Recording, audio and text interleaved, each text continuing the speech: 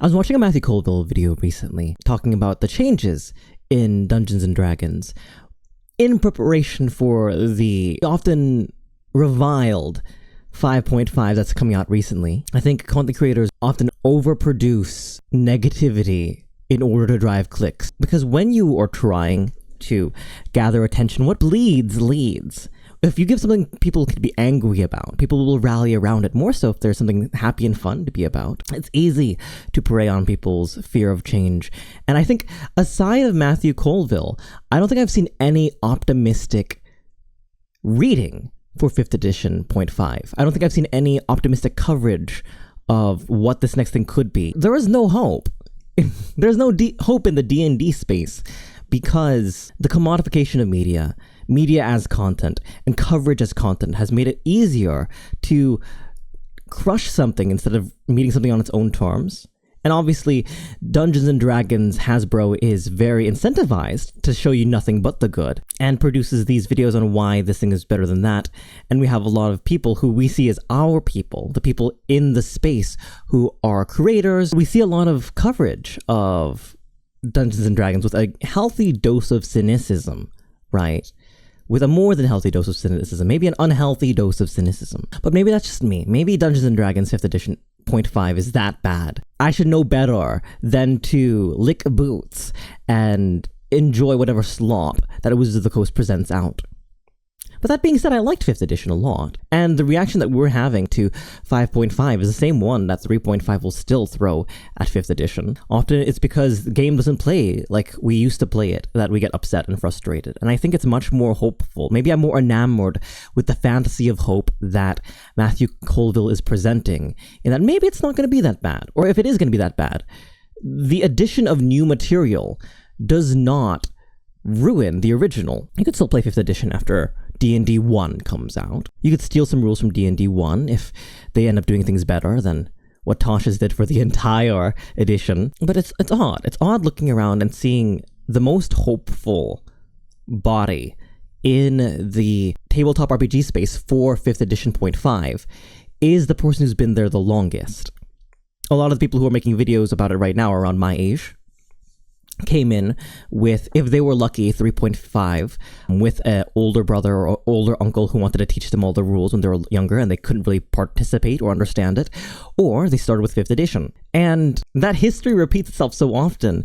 I think it's a kind of wisdom that only comes with age, with living through it. It's not enough to just have the information of what went down, but to feel emotionally what happened in the space. I think they're two different things, to be honest.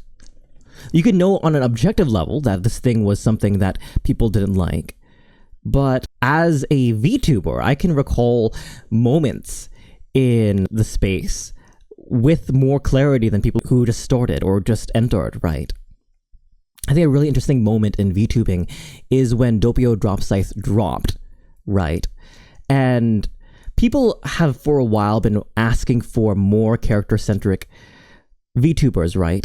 People who would hold on the voice, who were not just like the squeaky voiced high femme VTubers. Not that there's anything wrong with that, but they wanted to see more character. So Doppio dropped with more character. And in the first 5 or so streams, maybe the first couple of weeks, people were like, they're going to do this the entire time? They're going to use this voice the entire time? And people have grown to love it now, or they don't watch Doppio. But I think it's incredible that that moment happened, and people are still here looking for, oh, can we see a new kind of VTuber who's very character-driven, who's very character-focused, when that very idea took some getting used to. It was met with some revilement, and it's still not mainstream. We still see more yapper and chatter VTubers and all that such. Going back to D&D and Matthew Colville and wisdom, I think it's really interesting to be able to cite some of those things the way he's able to. When Matthew Colville in his video describes there were moments of just cloistered, small refuge where you couldn't really feel the discussion, the war, the culture war over D&D and its different spaces. But they did lose a friend. They lost a friend because while everyone was so excited, one was a holdout.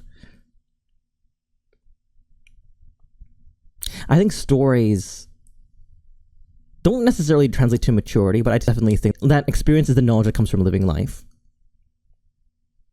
If you have more stories, you've lived more life, especially if they're all very, very different. I wish that I could be there too.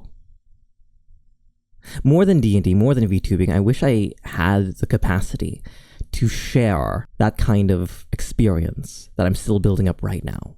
And it will come. It'll come as long as I keep pushing myself to do new things, as long as I don't remain stagnant. But goodness, is it interesting. This is why we can't just throw out all the old people. There has to be something more than knowledge.